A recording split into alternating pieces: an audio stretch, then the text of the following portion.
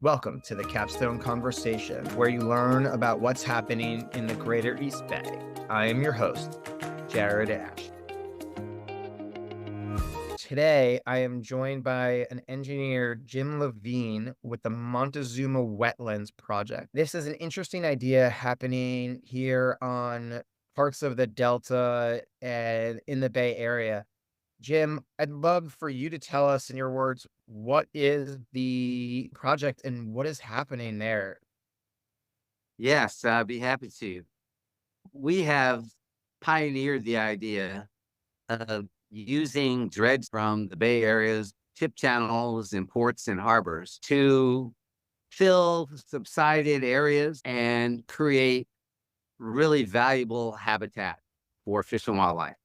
And I had the idea literally staring out the window, noticing that the bay shoreline in Emeryville, with its reasonably steep slopes and riprap cover, didn't seem to host many birds or wildlife. And then I realized that maybe there's an opportunity to repurpose sediment that they didn't know what to do with. And that's what we ended up doing. And we're now 20 years into our operations. There has been major impacts to environmental preservation, to the animal population, to the waterways. Can you talk a little bit about that?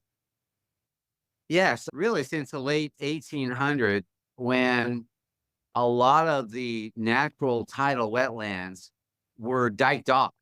The pioneers built levees around them with the goal of using the land for agriculture or grazing. And they, in fact, did that to the entirety of the Suisun Marsh, the Sacramento Delta, and the site we eventually acquired from the Santa Fe Southern Pacific Railroad system, the Montezuma site that we now own. When you dike off those lands, all those areas I mentioned are underlain by tens of feet thicknesses of peat. Over the course of many decades, those sites will subside. And in fact, before they were diked, the area around our site and the Suisun Marsh, which is at the confluence of the Sacramento and San Joaquin rivers, where those rivers meet the salty water of the bay. And that was the most vital habitat for young fish, the salmon and smelt that would come down from the river systems. And particularly in the case of salmon, the small salmon really benefited from the small tidal channels where they could feed and nurse and hide from predators and grow big and strong enough to survive in the ocean. Those tidal wetlands were a key in the life cycle of the salmon, the California's iconic fish. In addition to the diversion of flows due to the dams and water use for farms and people, the loss of that key habitat was a major factor in the decline of fish populations.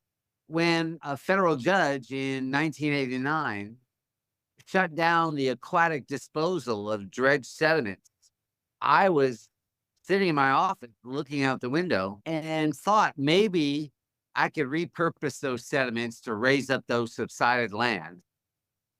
And we ended up focusing on what we thought could be the most valuable recreated habitat in the entire region.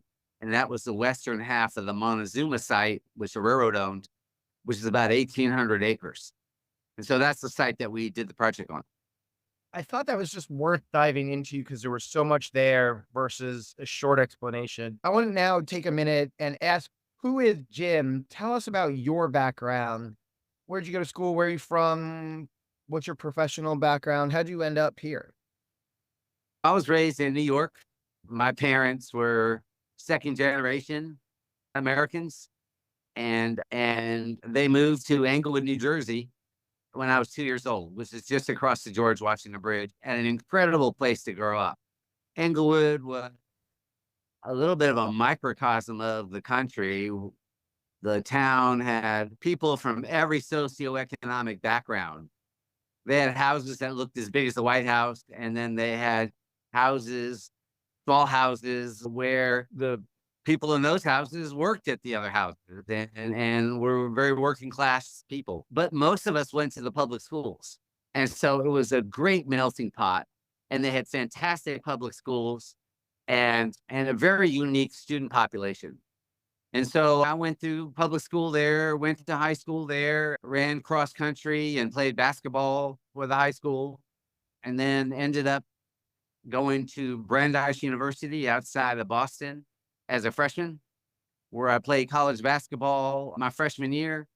And it just turned out that that fall seemed like the coldest winter on record. And the winds coming off of the Boston harbor, even 10 miles inland, made me want to do something else. So I applied to one California college as a transfer sophomore and got into UC Berkeley. December of 1973, I packed up my belongings and caught an airplane and arrived at SFO in late December of 1973. I was studying political science at the time. I didn't really like the political science program at UC Berkeley. And so I dropped out of school for a year. I started a little landscaping business and was able to support myself. I took trips to the Caribbean and hitchhiked around the country and just trying to figure out what I was going to do. And then I realized that I really was an environmentalist at heart. I was a tree hugger. I wanted to save the environment, and I thought that given my educational background, I did really well in school and in the standardized testing, math and science and all that. And I thought, well, let me go back to school and try to make a difference. I enrolled back at UC Berkeley, and when you re-enroll, I had to start as a UC Extension student. But at that time, they allowed you to sit in on any class that any enrolled student could sit in on. The first day I went back, it was a class taught by world-class hydrologist Luna Leopold, one of the top hydrologists in the world, which is the kind of experience you can get at UC Berkeley. The first day of his first class, he described how, and showed pictures. This was slides. It was way before PowerPoint. Slides of him standing with the president of Egypt, looking at how the Aswan Dam could be better managed. And him standing with the Prime Minister of India in front of the Taj Mahal, looking at how we could use Western ideas to modernize their water system. Then a slide of him spending 3 weeks on the Colorado River, looking at how major storms changed the shape of the river, where minor storms did not. I went up to him after class and I said, "Oh my God, I want to have a job like you." I showed up at his office, and after ignoring me for literally hours, he let me in and he asked to see. I told him I wanted a job like you, and he asked to see my registration card. And back then at UC Berkeley, they were actual cards. It was a little 3x5 card, which you had your classes on. And he went down the list and he literally crossed out every course I had signed up for except for his. And he counseled me. He said, if you really want to have some impact, you better take advanced differential equations. You better take organic chemistry for chemists. You better take all the fundamentals, so you understand the science better than anyone. And then maybe you could have a job like I have. That first day of class coming back changed my life. And back then, you were able to switch classes during the first week easily. And so, I put together what ended up being a 6-year undergraduate program. I still worked on the weekends, digging holes and planting plants. I was under no pressure to finish college, and then finished my undergraduate degree, which was in the College of Natural Resources with a focus on chemistry and environmental sciences and hydrology. Then I was admitted to the graduate engineering program and then got a master's in civil engineering at Cal. During my last quarter of graduate school, the California Water Quality Control Board chief engineer heard about me and reached out and hired me as his selected student intern from UC Berkeley. Every year he got to hire one intern from Stanford and one from Berkeley. He hired me all during graduate school. I worked part-time for the Water Quality Control Board. And then my last quarter of graduate school, they made me field engineer and environmental emergency incident commander. And literally that first day I went down to the motor pool, they set me up with a vehicle with flashing lights and state of California decals and license plates that allowed me to, drive at any speed necessary to get the job done. For 2.5 years, I was the on-scene decision maker and commander for all the chemical and oil spills in 4 Bay Area counties. And that was an experience that changed my life. Doing that kind of work where you had to actually come up with a solution that day was the antithesis of what environmental science, the protocols used in environmental science, where you do exhaustive studies and the studies recommend new studies and you maybe never get to an actual solution. Whereas my job was to get to a solution. We solved big problems, within 24 hours. I have 100 stories that I won't bore you with today about some of the things that we ended up doing. But that process is and that job and my experience as a state employee and an emergency commander, that process changed my life. And it made me who I am today. And I owe so much to the state and to Dr. Wu, who was the chief engineer who hired me. And I think about him today. I like that story. It sounds like you found, fortunately, 2 good mentors that help make small changes that send ripples throughout your life and now throughout the region as a result of that. There's the devotion to creative solutions. And as you were talking about the 24-hour time window to make a decision, I was thinking of MacGyver because he used his physics and engineering backgrounds. And I mean, I know he's fictional, but he was solving a problem at that moment.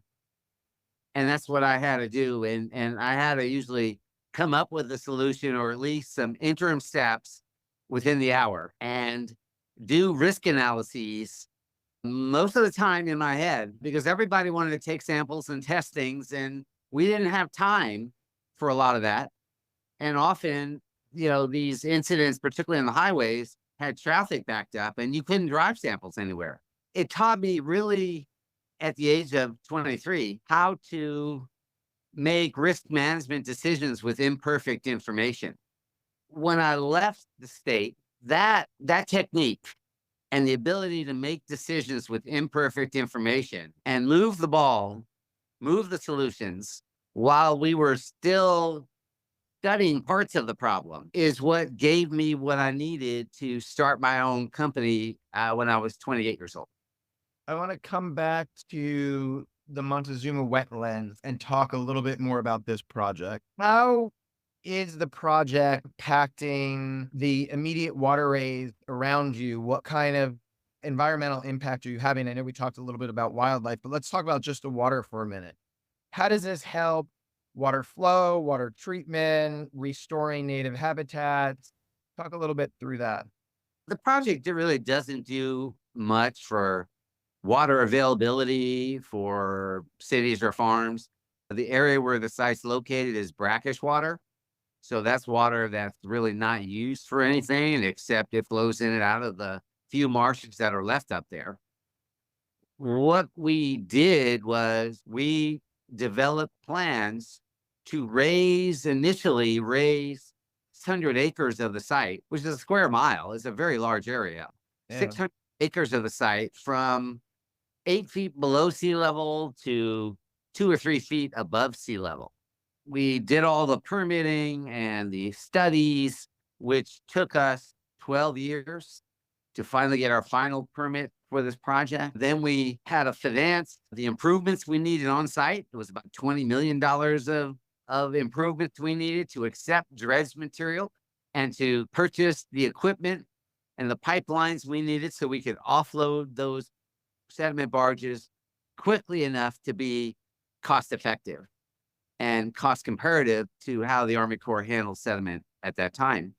Over the course of the next 18 years or so, up until 2023, I guess that's 20 years, we were able to fill that phase one 600-acre area with 9 million cubic yards of dredge sediment. And we successfully raised the elevations up. We created ponds so that we had left a channel design in that phase one area. And then in October 2020, we breached the Montezuma Slough levee, and millions of gallons of brackish tidal water entered the site. And since that time in 2020, we have had the site, that portion of the site, which is about 550 acres that are subject to tidal flow. That site has been receiving tides twice a day. And the ecological results of that of raising the site and breaching the levee and reestablishing tidal flow into that site, the ecological results have been magnificent, beyond what anybody ever thought was possible.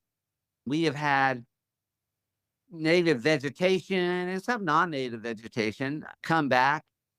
So the site looks like a marsh now, and it functions like a marsh. We've had endangered species, birds and salt marsh harvest mice come back into the site in droves. And the recovery of those species on this project has just been incredible. That first 550 acres is now a functioning, high value, critical tidal habitat. In fact, 2 months ago, we detected our first wild salmon, young salmon, swimming in the tidal channel.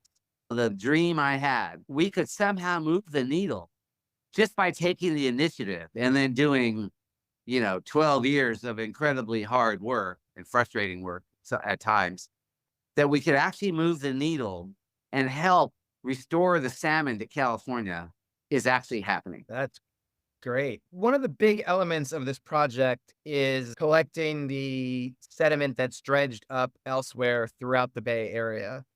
What would happen if you weren't collecting it? What would happen to that sediment otherwise?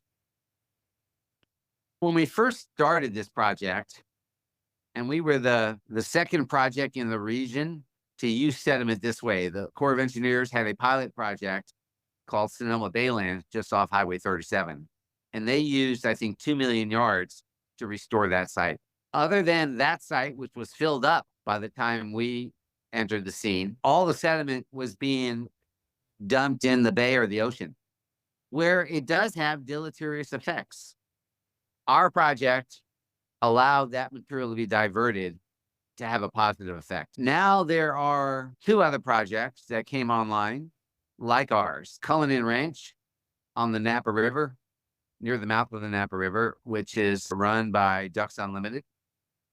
And I think they've taken about 5 million cubic yards, and they're about full now. That won't be available after the year, I believe. And then Hamilton Airfield, that restoration took about 5 or 6 million cubic yards, and that's been filled. At this time, once Cullinan is done, other than our site, the rest of the material is going to primarily go to aquatic disposal, both in the bay and the ocean. Now, there's another site, an expansion of Hamilton that is being discussed called Bell Marine Keys, but it's very expensive to prepare it, and they currently don't have the funds to do anything with that. It's years to build out. You've been working on it for 18 years. Is this profitable, or is this strictly environmental investment? It was both. So it took us 12 years to get the permits. It took us 2 years to finance the improvements when every bank said no, and to build out the improvements we needed to take our first sediment in December 2003. For the first 10 years, we just paid back debt and paid employees, and we didn't make any profit.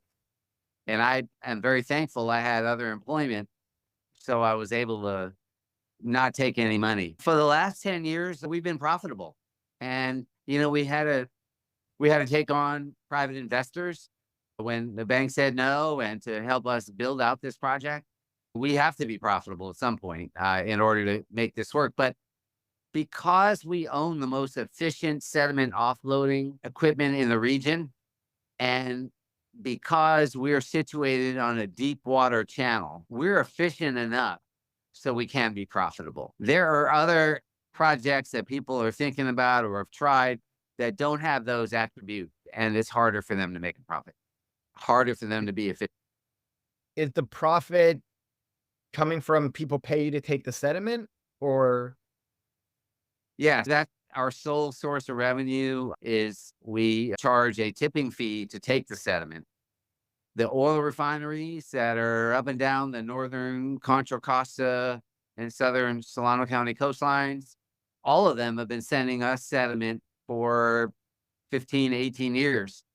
And so, in a way, those oil companies have participated in some very significant ecological restoration by doing that. and As has the federal government, the Corps of Engineers has sent us a lot of sediment. Port of San Francisco, the Port of Oakland, they've all sent us a significant amount of sediment over time. And we're also the most reliable alternative, even more reliable than the ocean disposal site, because in bad weather, the ocean site is tough. right. Uh, our site, we're available 365, 24/7. And what was your capacity? I think you might have said that earlier, but what's the capacity there for how many more years can you continue to take sediment at that rate? So, yeah, we've taken about 12 million yards so far, and I believe we have another 15 million yards left. So we'll be around for 15 to 20 years, depending on the rate which folks send it to us. And the result of that next 10 years of sediment is going to be the restoration of another 950 acres of what we believe will be the most valuable tidal wetland in the region. I'm past Medicare age, and a lot of my friends are not working anymore, but this really gets me up in the morning as well as the other projects I work on. And so, God willing, I'll be here for a while doing this. It's amazing what you're accomplishing and how you found the balance. There's a lot of argument out there, right? If you invest in the environment and clean energy, it just costs companies money, but you're showing a business model that is profitable off of restoring the environment and helping out other areas at the same time. I just go back to my time at the state of California. I had to find solutions where nobody had a clue. Aside from the Montezuma Wetlands Project, we've identified a lot of other alternatives where you can make money and improve the environment. Given the state of California's budget crisis, which may never get a lot better, I don't know. And, given the amount of debt that the national government has, I think it's absolutely critical that we find ways where private enterprise and public sector can work together to achieve these goals. And what we've built is a series of companies now that, with private initiative and private capital and streamlined decision making, because that's really also what a private partnership can bring. We're able to accelerate and achieve environmental goals and make money at the same time. Government agencies can't do the things that we do, even when they're funded, because when we start our projects, including this project, there's no guarantee that it was going to work. There's no guarantee. We had to buy this high rate offloader before we had permits. So what agency would allow their purchasing people to do that? This was a one-time available purchase. It was at an auction. And if you didn't buy it then, you were never going to have it. And so we were able to do things and move quickly. We sometimes make decisions in one day or an hour to do something that is timely and necessary. Whereas as a government agency, it might take months to go up through the chain. And if there's any element of risk, that maybe it won't work right, or maybe it will cost more, they'll typically hold it up or say no. And that's how private enterprise, particularly the enlightened private enterprise that we have in the current day, that private enterprise can play a very important role in addressing these environmental problems that have been festering for 2 centuries. Just had Seamus Murphy from SF Bay Area Ferry. I interviewed him, and he was talking one of the biggest issues in reaching additional areas, particularly in East Contra Costa through the Cardenas Straits and other parts of Solano County is that you do have to dredge and you can't get deep enough for the ferry to move fast enough. Any thoughts on that and how we might be able to improve that system and get more boats to other places? Having an available dredge sediment reuse site like ours is really solves the biggest obstacle to dredging. Yes, there are fish windows where you cannot dredge, but that's not the whole year. And so for any of those locations that may be helpful for future water transport, it's quite feasible. And I would say nearly certain that you can get dredging permits, including annual maintenance permits, because you dredge it to the required depth and then the winter storms bring in more sediment and deposit there. So you have to keep dredging every year or two. But our site is available and we have capacity. And I think if that really was the plan for the ferry system, then there are options to deal with that are quite available. And particularly as you get up in Contra Costa, Solano County, which is so close to our site, the costs from there are quite reasonable because the transport costs are so low. You're closer. Yeah. Well, I think the biggest obstacle to that is not the engineering feat per se, the who's gonna pay for that, right? Who pays for the dredging and Right. So, there's probably got to be some conjunctive land use at those locations that really benefit from having people come in and out, whether that's tourism or entertainment or housing. But as you know, in the Bay and in the Delta, there are existing policies that really cut against redeveloping those areas, even tastefully and sparingly, for tourism and housing near the shoreline. It's very hard to do. And so I think some of those issues have to be fixed if we're going to find enough economic use to pay for the kind of dredging and ferry transport that Seamus is talking about. that's an interesting perspective, but it ties into economic growth, which is a big theme of the podcast is how does the region keep growing? From gonna come back to a nature standpoint, can people visit the wetlands and sort of walk around and take pictures of birds and stuff? Or is it private, working area only? It's private now.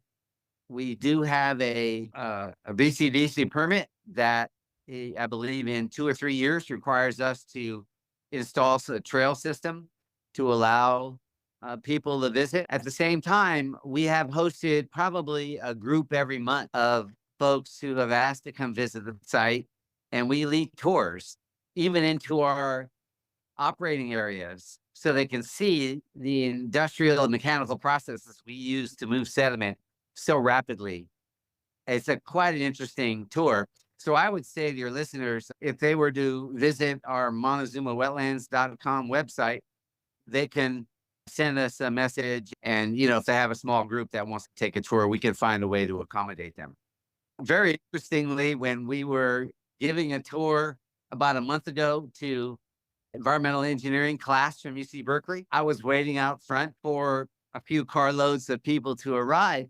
And a car slowed up, and I went over to ask them if they're here for the tour.